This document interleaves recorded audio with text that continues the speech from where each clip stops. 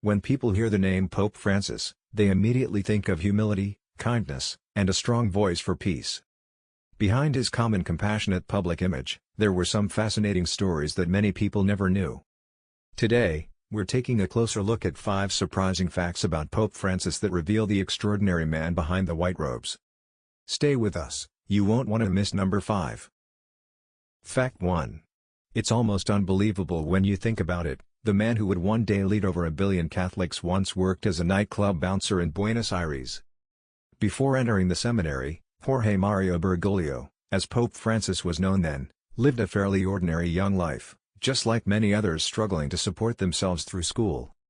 Among various odd jobs he took to make ends meet, working the door at a lively Argentinian nightclub was perhaps the most surprising. As a bouncer, he wasn't the stereotypical figure you might imagine, tall, muscular, and intimidating.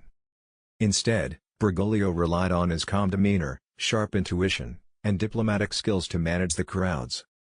His job wasn't just about keeping the peace, it was about reading people, de-escalating tension before it turned into conflict, and maintaining a welcoming atmosphere while ensuring everyone's safety. Those long nights taught him valuable lessons about human behavior. He learned when to speak and when to listen, when to be firm and when to show compassion.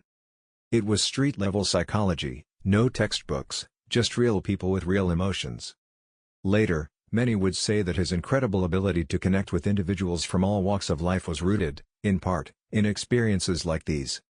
Interestingly, Pope Francis himself reflected on this part of his life with a sense of humor and humility. He often said that working as a bouncer helped prepare him for the priesthood in unexpected ways, teaching him patience, presence of mind, and above all, empathy for people's struggles. It's fascinating to think that the same hands that once checked IDs and calmly asked rowdy patrons to leave would later bless millions of people around the world. The man who once stood guard at nightclub doors would one day open the doors of the church wider than ever, welcoming everyone, the rich, the poor, the lost, and the hopeful. This chapter of Pope Francis's life serves as a powerful reminder that greatness often has humble, unexpected beginnings. It's proof that no matter where we start, it's our values and choices that define who we ultimately become. Fact 2. Before he devoted his life fully to the Church, Pope Francis, born Jorge Mario Bergoglio, had an unexpected academic background. He was a trained scientist. Many people are surprised to learn that he earned a technical diploma in chemistry from the Escuela Técnica Industrial N12 in Buenos Aires. Long before his name became synonymous with faith, humility, and leadership, Bergoglio spent long hours in laboratories, conducting experiments and analyzing chemical reactions. His studies were not just a passing phase, they deeply shaped his way of thinking. The scientific method, observing, questioning, experimenting, and drawing conclusions, influenced the way he approached problems even later in his spiritual life. While theology became his primary vocation, his scientific training remained a foundational part of his mindset. After completing his chemistry studies, he worked as a chemical technician in a laboratory. Here, his daily life involved meticulous attention to detail, patience, and a deep appreciation for the complexity of the natural world. These were not glamorous tasks, analyzing samples, maintaining equipment, ensuring precision, but they instilled in him an understanding that small, invisible actions can have profound effects, a principle he later applied in his ministry. This background also made Pope Francis uniquely positioned to address modern issues like climate change, environmental degradation, and scientific innovation.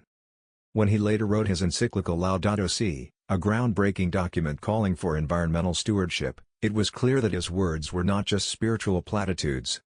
They were underpinned by genuine scientific knowledge and respect for the data.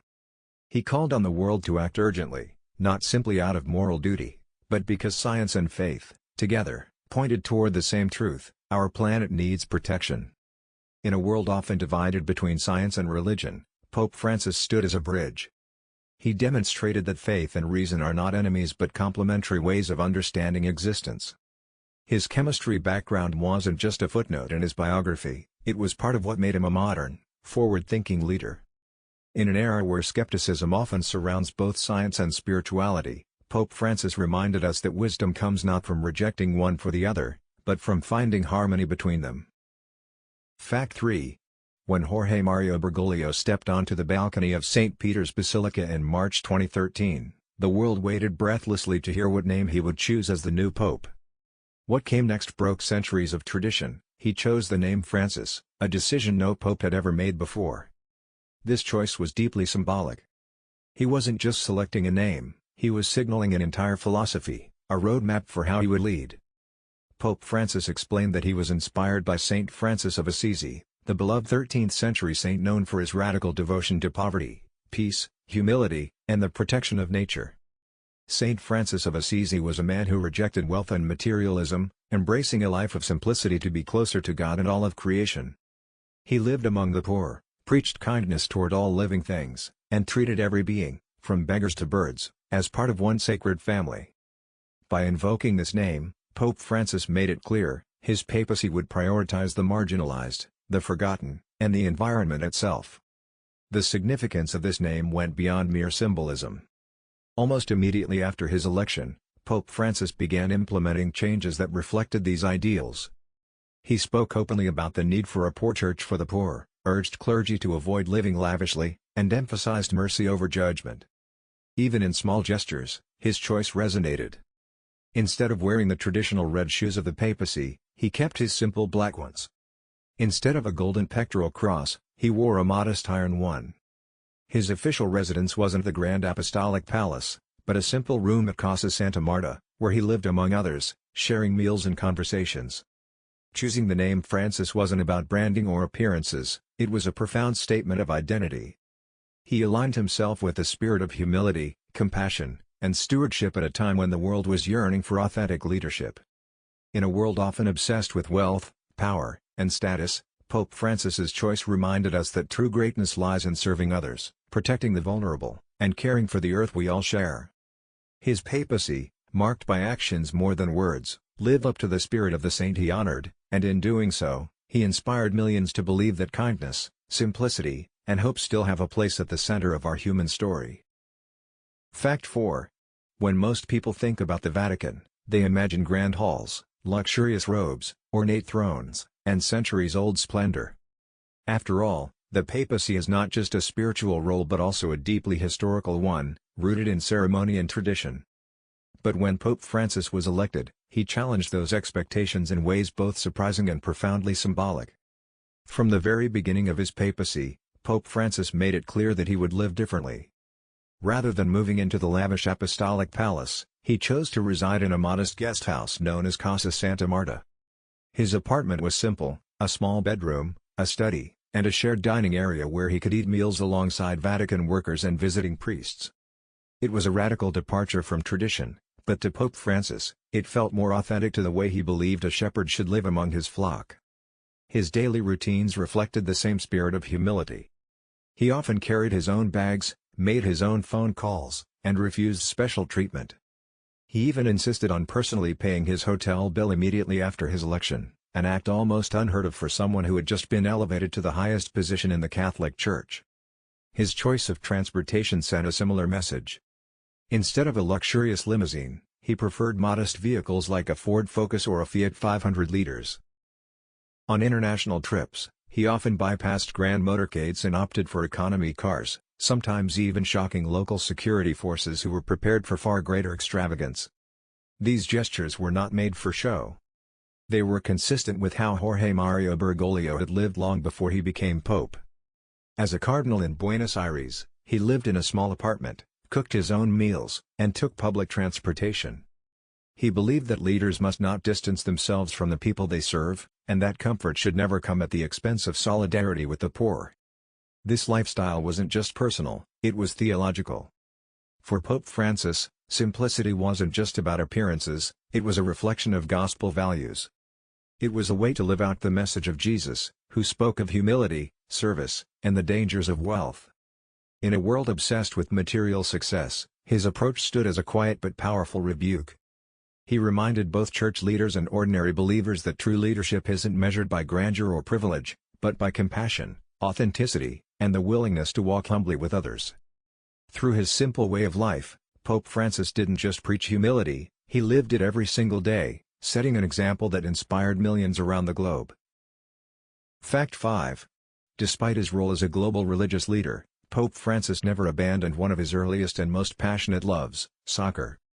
Growing up in Buenos Aires, Argentina, a country where soccer is almost a religion itself, young Jorge Mario Bergoglio developed a deep love for the sport, a love that would stay with him throughout his life. From a young age, he supported the San Lorenzo del Magro Soccer Club, one of Argentina's most beloved and historic teams. Founded by a Catholic priest, San Lorenzo embodied the values that resonated deeply with Bergoglio: community, perseverance, and loyalty. His attachment to the club wasn't just casual, he followed their victories and defeats with genuine emotion, even long after becoming a cardinal, and eventually, pope. In 2013, not long after his election as pope, San Lorenzo won the national championship. To celebrate, they sent him a signed jersey and championship flag, gifts he proudly received, even posing with them for photographs that quickly went viral. It was a rare, light-hearted moment that reminded the world that beneath the white papal robes was a man who still carried the same youthful passions he had nurtured decades earlier. But Pope Francis's love of soccer went beyond being just a fan. He often spoke about the game as a metaphor for life and faith. He admired how soccer, like community, requires teamwork, respect, sacrifice, and playing for something larger than oneself. In his speeches, he sometimes used soccer imagery to encourage young people to stay on the field of life, to stay engaged, to keep moving forward even when facing challenges, and never to be mere spectators of existence. Moreover, he emphasized how sports could break down barriers between people of different backgrounds, religions, and social classes. He saw soccer as a universal language, capable of building bridges of peace and understanding across the world, something very much aligned with his broader vision of fraternity among all nations. Even in his later years, Pope Francis's knowledge of teams, players, and big tournaments remained impressively sharp. His genuine enthusiasm for the sport allowed him to connect with people in a way that felt real and approachable, especially with younger generations who often viewed the church as distant or disconnected. In a sense, soccer wasn't just a hobby for Pope Francis, it was a living reminder of his humanity. It grounded him in his roots, reminded him of his youth, and served as a bridge between the solemnity of his role and the everyday joys of ordinary life. In the end, his lifelong passion for soccer showed the world that even someone who bore the immense responsibilities of leading the Catholic Church could still find joy, camaraderie, and inspiration in the simple beauty of a shared game. Pope Francis left behind a legacy of compassion, humility, and courage. From his unexpected beginnings as a nightclub bouncer and a scientist, to becoming one of the most beloved spiritual leaders in history, he inspired millions with his life and teachings. Which of these facts surprised you the most? Share your thoughts in the comments, and if you enjoyed learning more about remarkable historical figures, don't forget to